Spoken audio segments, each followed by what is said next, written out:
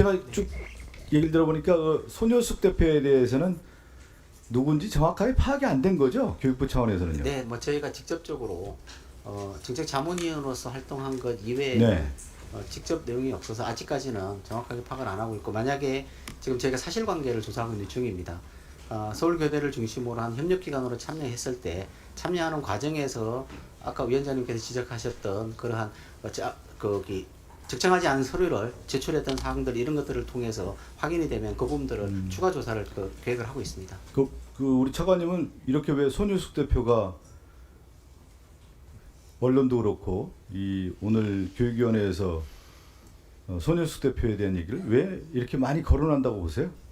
네, 저희 교육적 영역에서는 예. 우리가 지금까지 지켜온 교육이 편향되지 않도록 교육하겠다는 사회적 합의이면서 그렇죠. 교육적 네. 가치를 훼손하려는 우려가 있기 때문에 그렇고, 그거는 용납할 수 없는 일입니다. 그러니까 이제 극우 이념을 교육하는 장본인이 된 거죠. 손효숙 대표가. 그러니까 우리나라의 교육적 가치, 민주주의 가치라든가 네. 한국 역사의 정통성을 가르치는 것이 아니고 극우 이념적 성향을 가지고 이념적 다트에 의한 어린아이들 교육을 하고자 하는 그런 의도가 있었던 거 아니냐.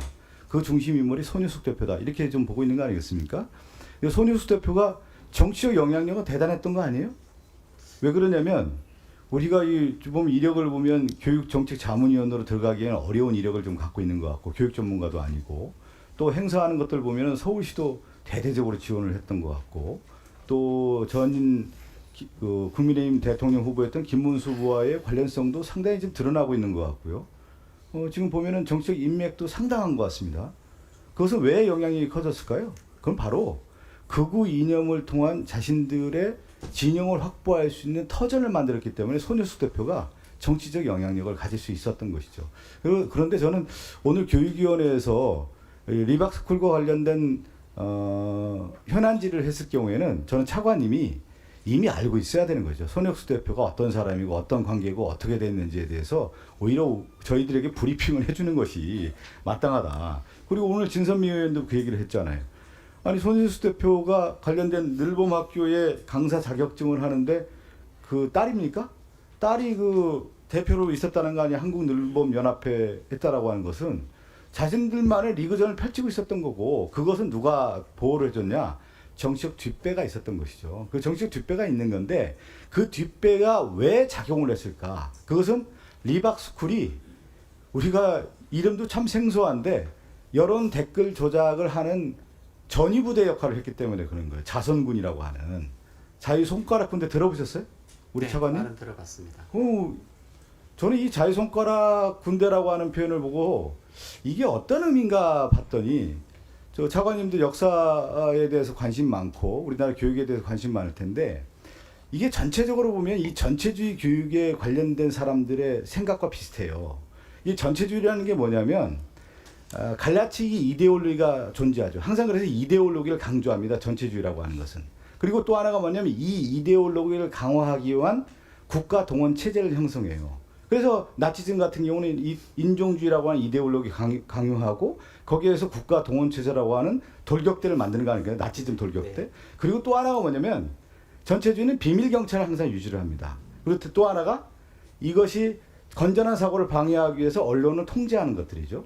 그래서 이 전체주의의 기본적 틀을 갖고 있는 건데, 이걸 보면은 윤석열 정권에서 특징이 뭐냐면 이데올로기적인 갈라치기를 했어요. 공산 전체주의를 어느 날 막 얘기하기 시작하고, 그러면서 극우 유튜버를 동원합니다. 그게 국가 동원 시스템이죠.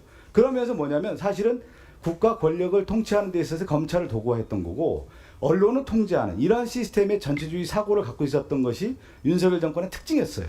그것이 이제 내란으로 이어지고 비상계엄으로 이어졌다고 볼 수가 있는 건데, 더 하나 나가서 나치즘 전체주의의 특징 중에 하나가 뭐냐면 이념 교육을 해요.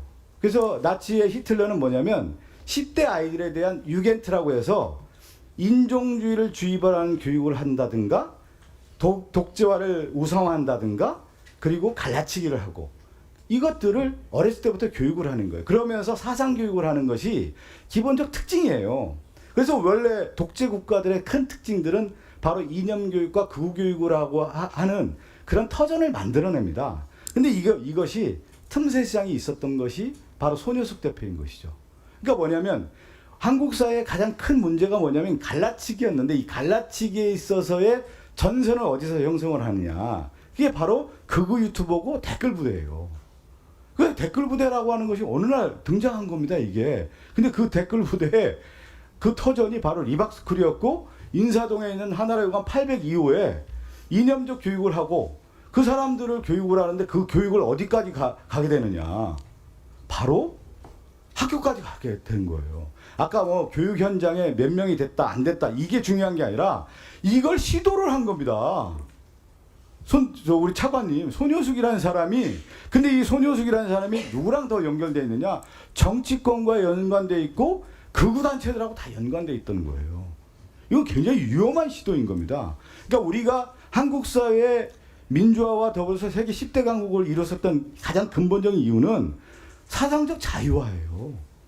사상을 자유화하고 건전한 토론을 하게 하고 그거에 대해서 하나의 이념적 잣대를 제공하지 않는 건전한 교육을 했기 때문에 여기까지 온 건데 이 손효숙이라는 대표는 그러한 역작용을 이용한 갈라치기 교육하고 극우 이념을 교육하고 여론 조작을 하고 이런 전위부대를 만들었던 대표적인 사람입니다. 그런데 이거를 오늘 보니까 교육부 차관께서 전혀 이 사람에 대한 내용에 대한 검토가 별로 없었다라고 하는 것은 큰 문제인 것이죠. 저는 이게 이제 수사가 분명히 들어가는 거 아니겠어요? 그러니까 그 부분은 예. 수사가 진행되고 있기 때문에 저희는 우리 그 넓음과 연계되어 있는 영역에 있어서 지금 제기되는 문제를 중심으로 보고를 드리고 그러니까 있습니다. 제가 말씀드리는 게 늘봄의 영역이 10명이냐 20명이냐 1명이냐가 중요한 게 아니고 이것을 시도하고자 하는 것이 이미 늘봄 교육이라고 하는 하나의 터전을 가지고 시도를 해서 강사 교육을 했던 거예요. 그래서 이건 뭐냐면 극우 이념 교육의 한 전체주의 교육의 토대가 된 겁니다. 이거는 교육부에서 엄중한 조사를 해야 되는 겁니다. 예. 그리고 그들이 했던 거 아니에요. 이 연관성에 대한 것들을 조사를 이미 해갖고 와가지고 오늘 말씀을 드리는 것이 차관으로서 여기 지금 우리가 다 의원님들 이렇게 얘기하고 있는데 손효숙에 대해서 전혀 조사를 하고 저희보다 조사가 안 돼 있는 거 아니겠습니까? 저는 그 문제를 지적하는 겁니다. 네. 그 손효숙에 관련된 부분, 교육과 연관된 부분, 교대와 왜 체결됐고 왜 이런 것들이 다 있는지, 교육정책 자문위원회 됐는지 여기 얘기해야 되는 거예요. 그건 누가 인가를 해줬냐? 교육부가 인가해 줄 거 아니겠습니까? 그걸 자료를 제출해야죠. 그 말씀을 드립니다. 네. 이거 굉장히 엄중한 사건이에요. 이건. 네. 네. 히틀러의 유겐트랑 비슷한 겁니다.